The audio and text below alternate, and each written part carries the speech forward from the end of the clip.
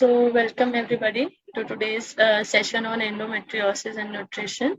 And we have with us today Radhika Jhaveri ma'am. She is someone who has battled with endometriosis since her teens, and it has been, one of the most challenging parts of her life, and that was supposed to shatter her, but actually gave her a very strong will to look for a positive way to live from it. And she has spent 4 years and a lot of education creating a special program where she can actually help women with endometriosis heal naturally through lifestyle changes and other aspect of holistic healing. And as we all are aware that in endometriosis we really talk about following a holistic approach for that. We are very fortunate to have ma'am with us today. So I would like to give a brief introduction of ma'am.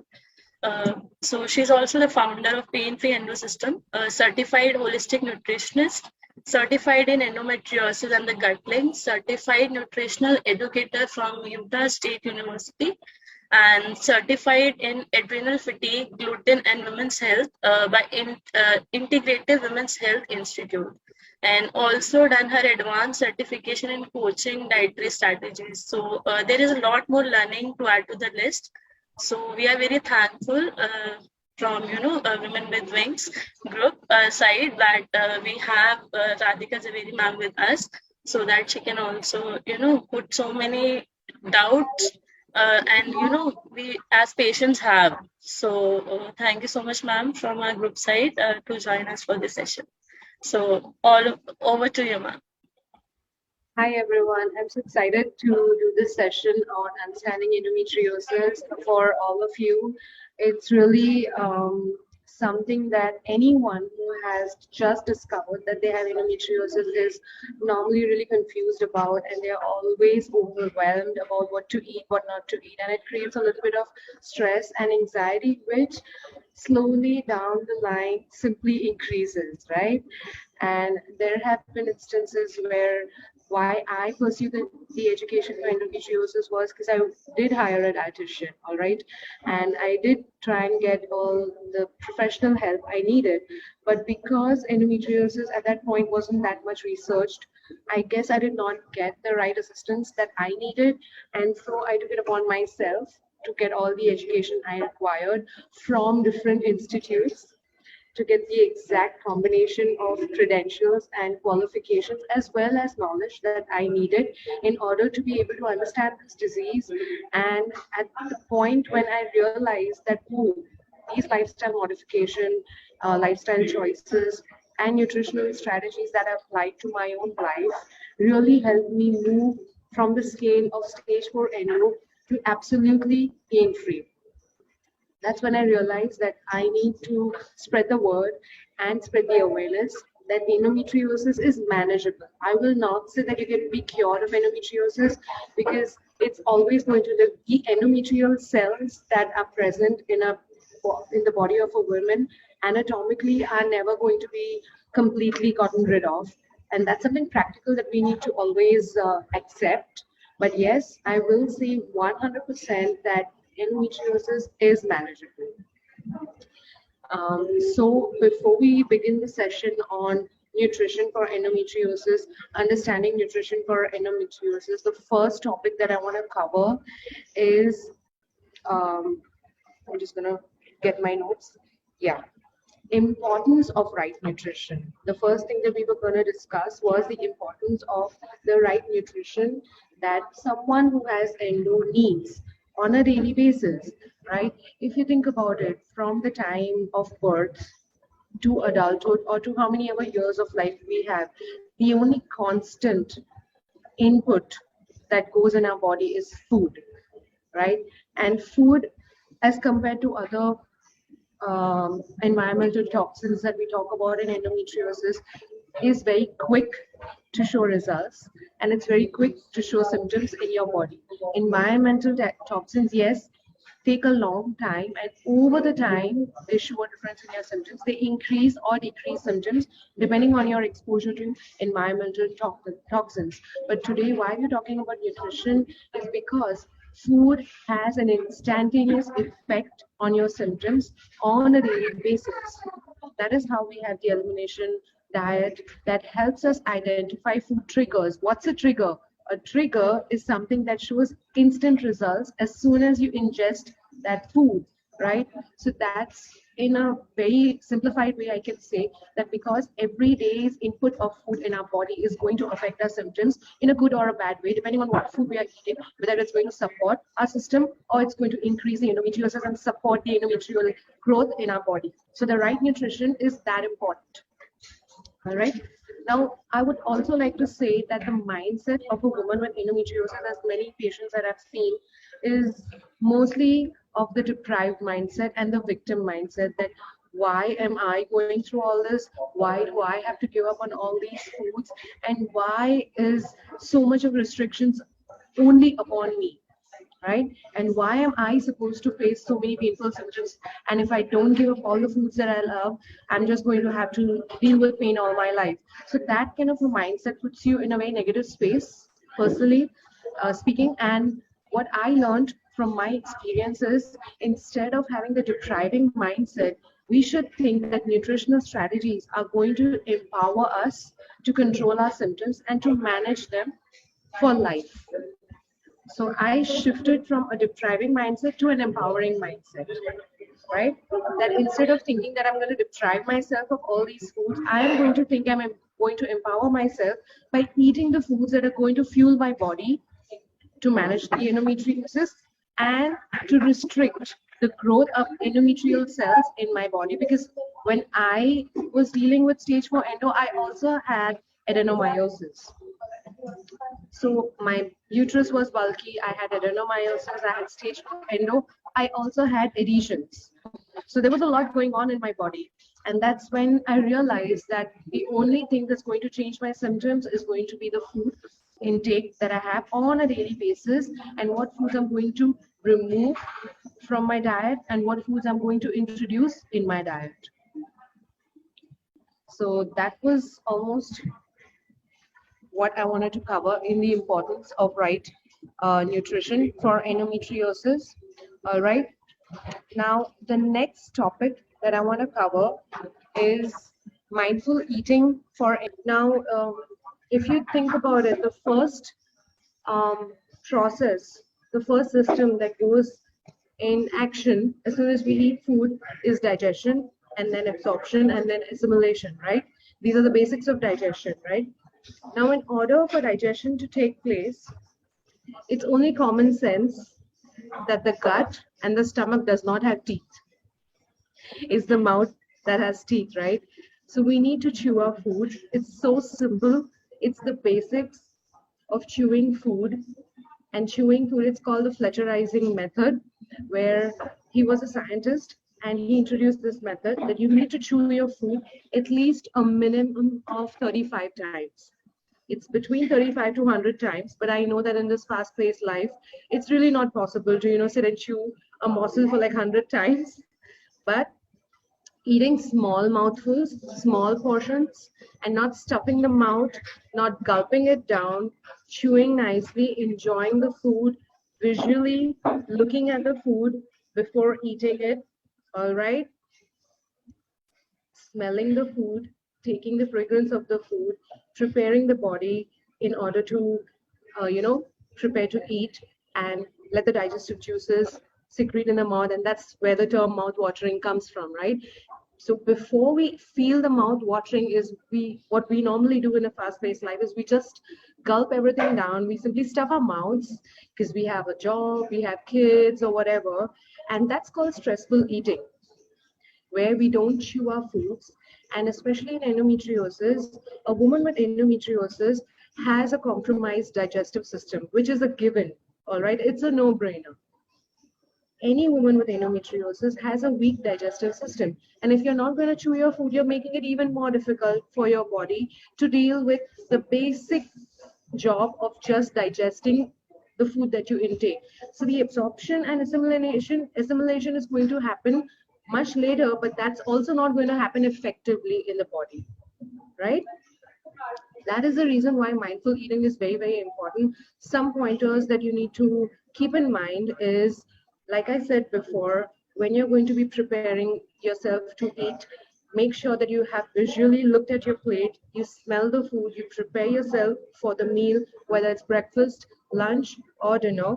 Okay, take a minimum of 20 minutes to finish the meal. It should not take you less than 20 minutes to finish a meal.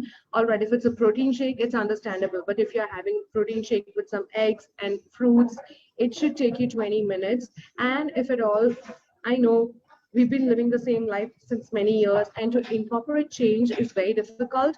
It's not impossible, but it is difficult. So what we can do is try implementing change one step at a time so that it's not overwhelming. All right, so the first day what I'm going to try and do is, if I'm someone with endometriosis, I don't know what I have to do. The first day, how I'm going to start with mindful eating is, I'm first simply going to look at the food, and I'm going to mentally register what I'm going to be eating and how much do I want to eat in order to be 80% full and not 100% full. I'll make a mental picture of how much I'm going to eat. That's what I'm going to consistently do for a week, right? Then slowly, I'm going to incorporate another change of taking 20 minutes to finish my meal. In order to finish my meal in 20 minutes, I will need to take a break every few minutes, say maybe 5 minutes. So I'm simply going to put my fork and my spoon on the table and maybe talk to someone. Obviously, no mobile devices, no television. That's again understandable.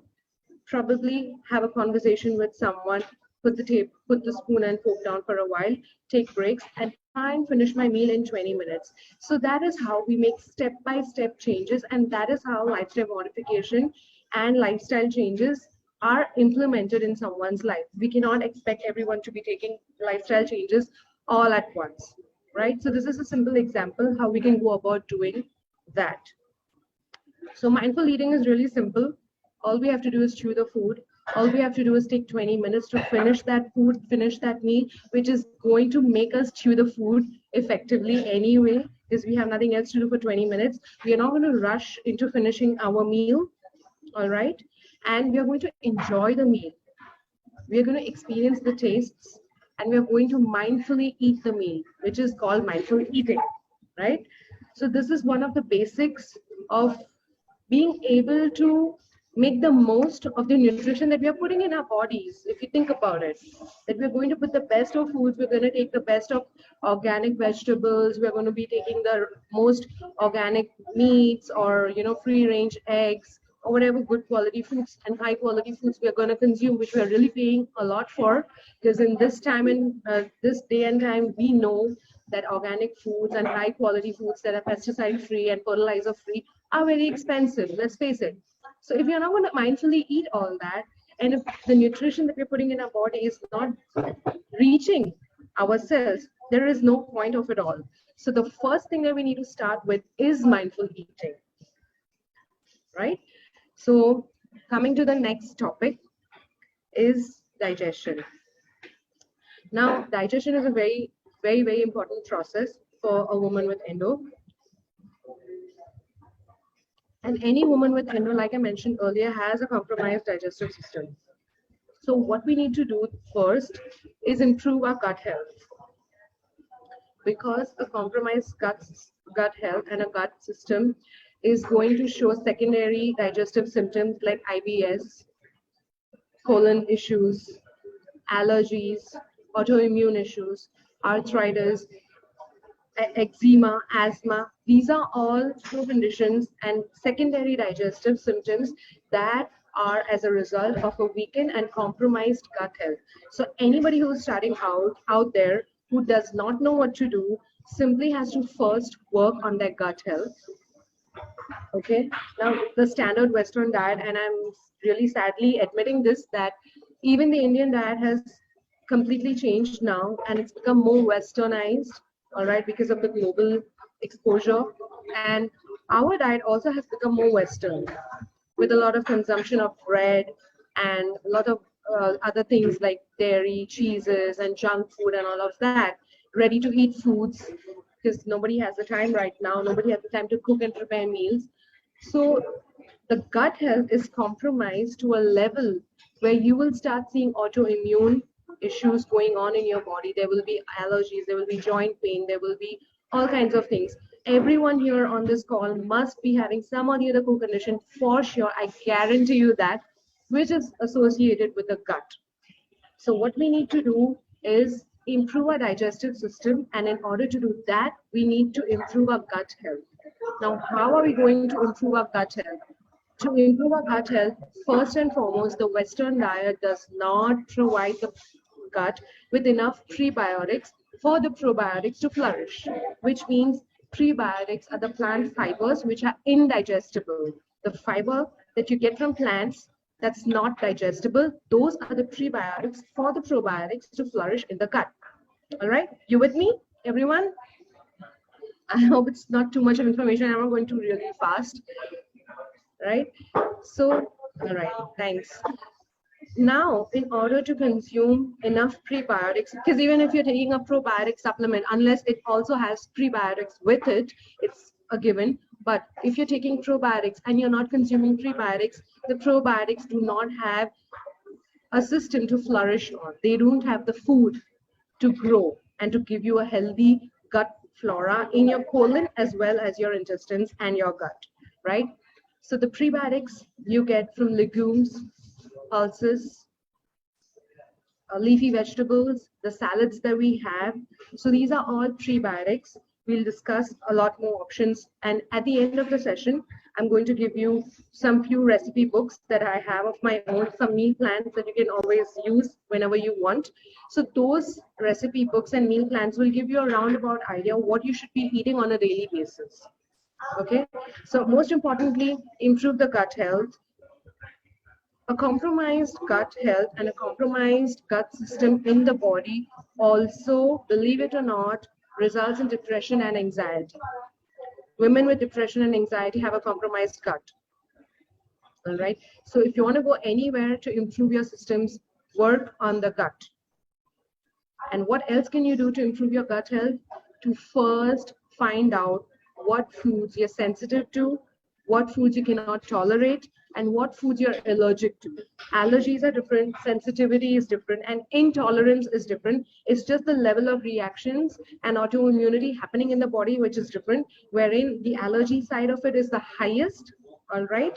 Intolerance comes below that, all right? And the trigger foods are the lowest. Insensitivity is somewhere between of that. So we need to find out what foods we are not able to tolerate and completely remove those foods from our system. All right, and remove those foods from our diet. All right. Now I want to point out towards one thing. When you're talking about food triggers and food intolerances and sensitivities, what one woman with endo may avoid like the plague may be another woman's harmless indulgence. So in simple words, the human digestive system is as different for each individual as our fingerprints. So it's very individualized, it's very specific. Your gut may have a whole different flora of gut bacteria, and mine may have a different one. While I'm working on my gut health, so while I'm working on my gut health, I may improve my tolerance towards certain foods, right? So if you have a certain intolerance or insensitivity or allergy at some point, if you improve your gut health, you can improve your tolerance towards those foods also. So always remember that if you're not able to tolerate certain foods, you don't have to completely get rid of them for life.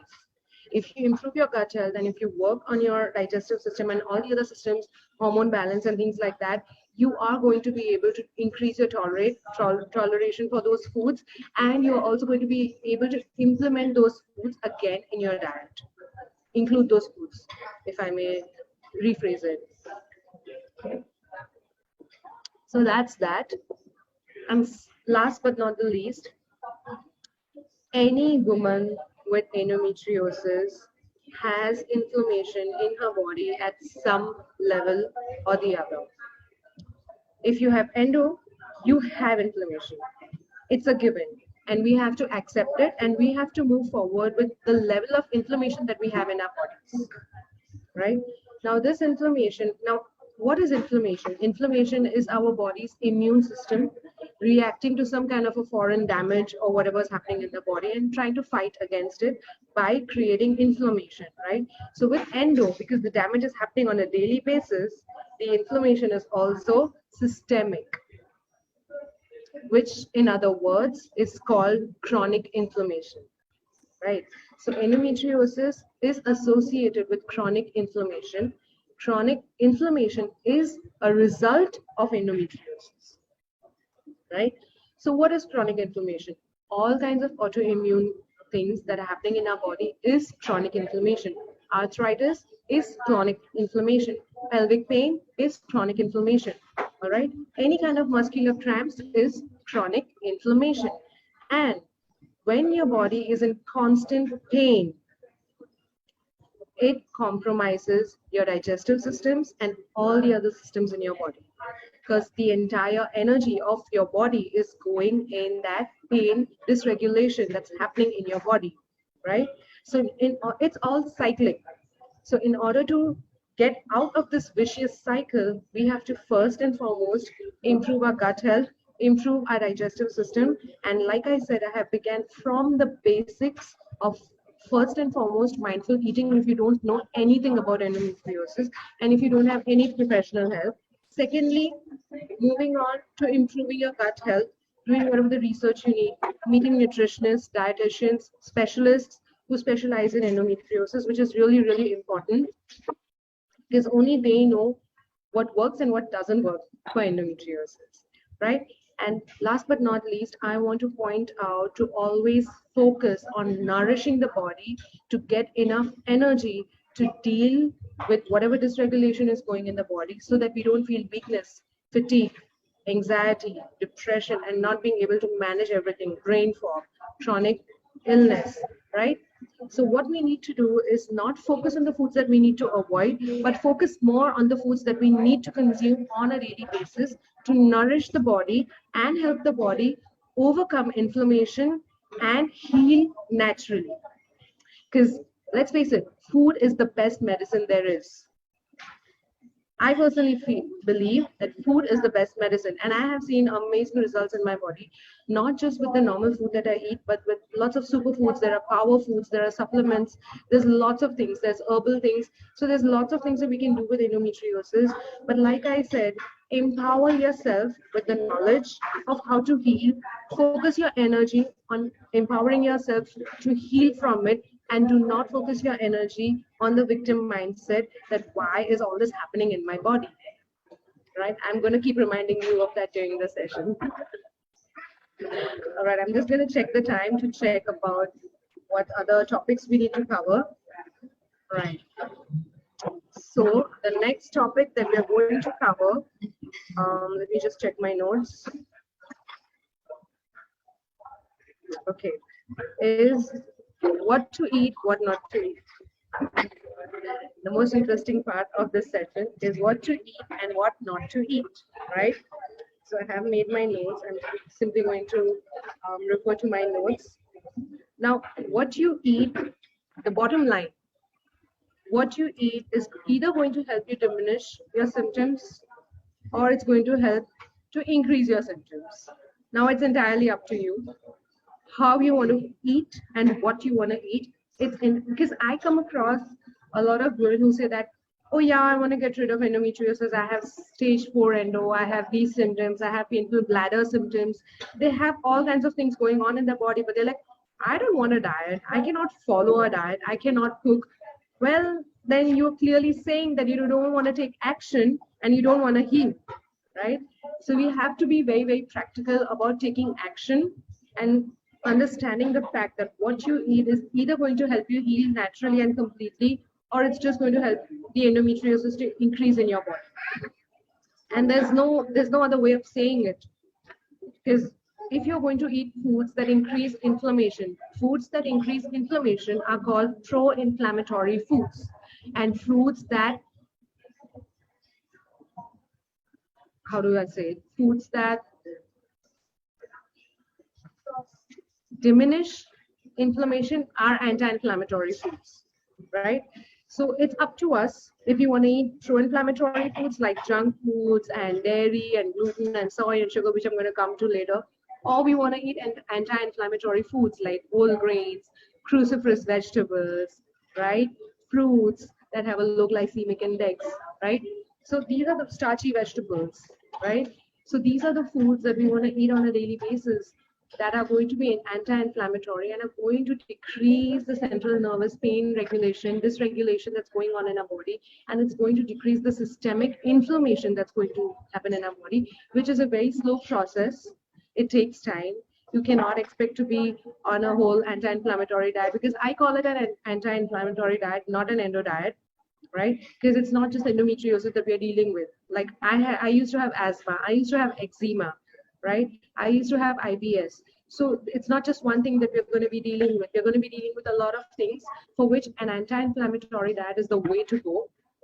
So if you expect to be on an anti-inflammatory diet and you expect to see results in 1 week, it's next to impossible. I will tell you, please don't try it right away. It's going to take time because we've been feeding our body with pro-inflammatory foods all our lives, right? And in order for the body to change its entire system and to get rid of all the inflammation, it's going to take time, even if you're on an anti-inflammatory diet. And it's not the only thing that matters. The anti-inflammatory diet has to also be combined with an anti-inflammatory way of living, right? So these are the things that are the most important to consider when you have endometriosis. And let's get to the point where we make a list of all the foods that we are going to avoid for endometriosis, because that's something that anyone with endo, I'm sure all of you on this Zoom call know what foods you need to avoid. It's gluten, it's sugar, it's soy, right? It's dairy and artificial sweeteners. Now, these are the biggest five naysayers for endometriosis.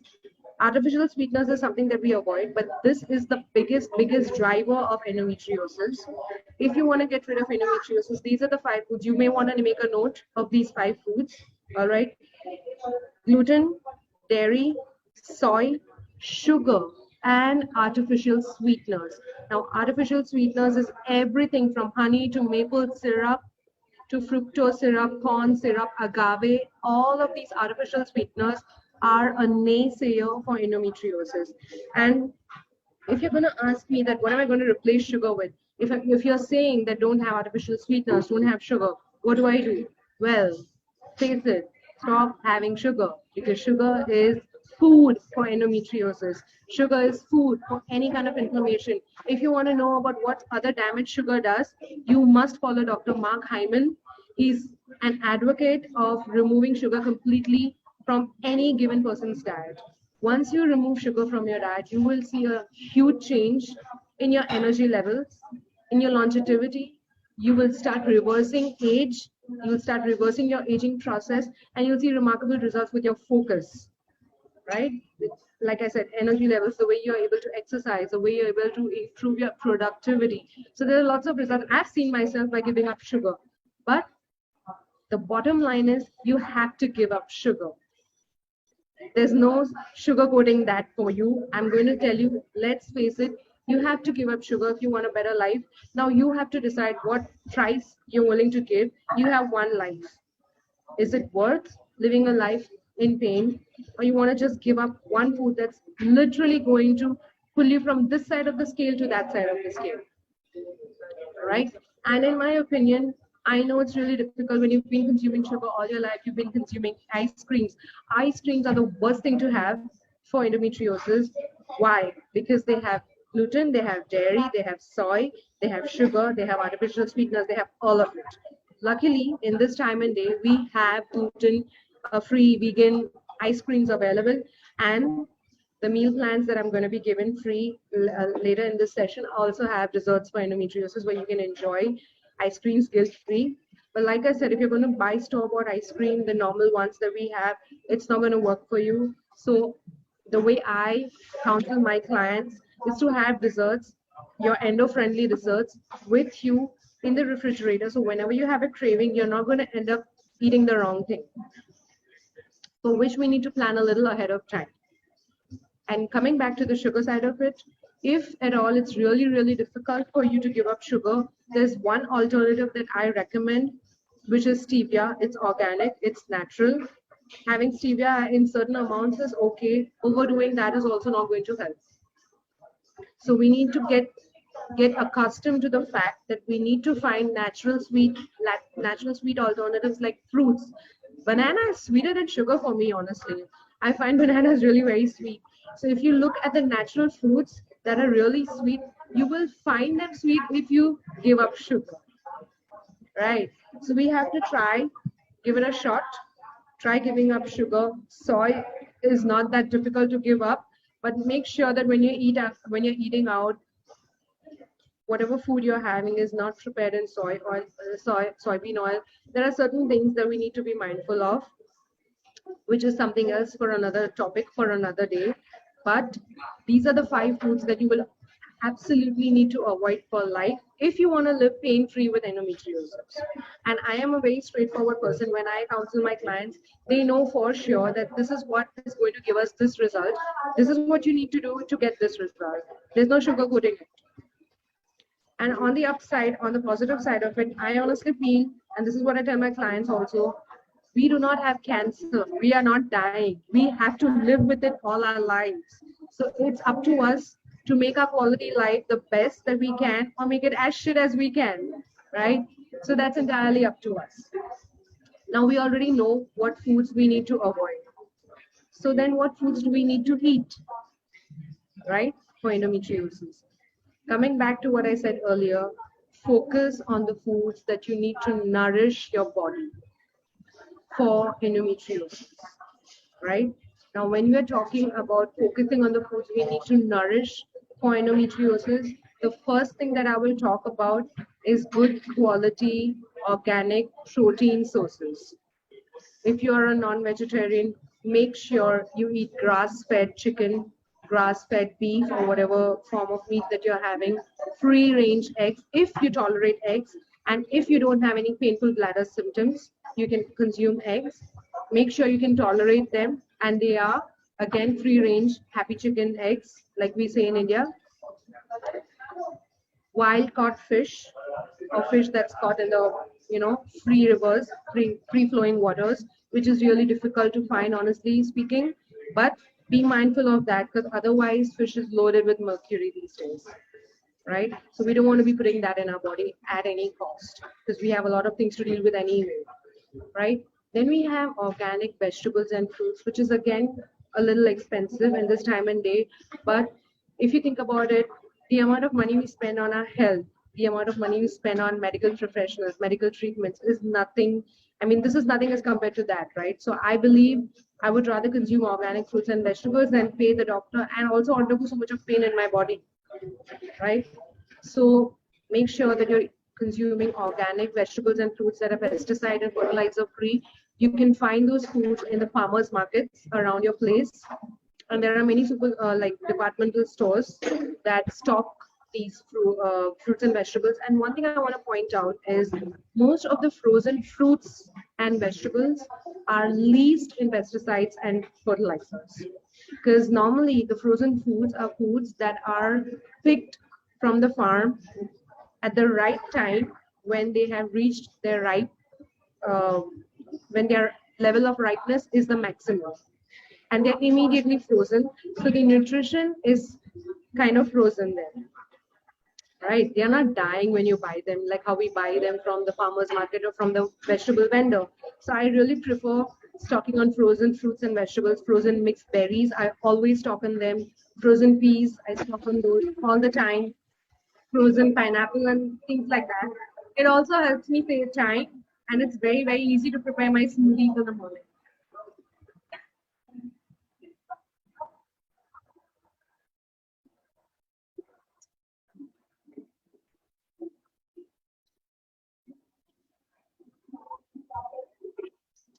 Now, the next point that I want to say is leafy green vegetables.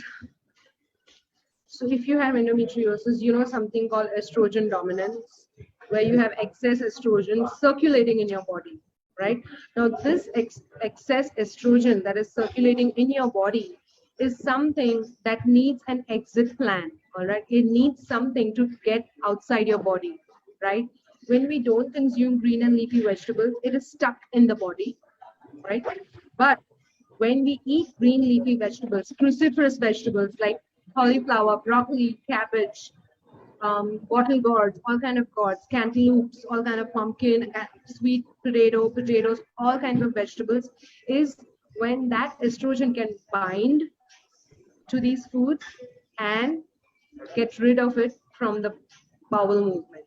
So we are able to get rid of excess estrogen in our bodies only and only if we consume green leafy vegetables. So I would recommend 8 servings, 8 servings of green leafy vegetables per day for endometriosis. There is no medicine like it. Now, like if you want to put things in perspective, 1 cup of raw vegetables, raw green leafy vegetables is half a serving, and half a cup of cooked vegetables is 1 serving. So you really need to multiply that, and you need to increase your vegetable intake. Where how you can do that is you can either have like 3 portions of vegetables in each and every meal of yours, breakfast, lunch, and dinner. Or what I do is I have a huge meal of only vegetables, steamed, sauteed, stir fried, or grilled for an entire meal, and I eat till I am full. And it's okay. This is one meal that you can have till you're full, where there are only vegetables. You can make stews, you can make soups. If you have gut issues and if you have very, very bad digestive issues, I would recommend starting from soups, that blended soups of vegetables. Start from there, then have steamed vegetables, and do not consume raw vegetables at all during the time that you have digestive issues. You can start from blended soups. But like I said, I recommend having one entire meal, preferably dinner, with only steamed vegetables, stir fried, grilled, whatever you prefer, in olive oil, right? And that's going to give you the daily intake of green leafy vegetables, where you don't need to supplement with DIM. Most of you know that DIM is a very good supplement for lesions, cysts, fibroids, right? So that is what you get from cruciferous vegetables. DIM, diindolylmethane, is what you get from broccoli and cauliflower and cabbage. So why not consume it every single day, right? Now, coming to the next thing that is really important for endometriosis nutrition is good quality fats. Now, good quality fats is going to help you get rid of inflammation. It can be from taking fish oil supplementation if you cannot incorporate that in your diet, or incorporating olive oil, avocado oil, dry nuts and seeds. Yes, nuts and seeds should be soaked, all right? So that helps you to digest the nuts and seeds, and the omega-3 fatty acids from the nuts and seeds is absorbed really quickly. This is one pointer that everyone should keep in mind for endometriosis. And even almonds, make sure that if you're eating almonds on a daily basis, you're eating soaked almonds, not unsoaked almonds. And whenever you have almonds, always remember a handful is enough. If you have more almonds are also inflammatory in nature, only in terms of endometriosis. So these are certain points that we need to keep sure, right?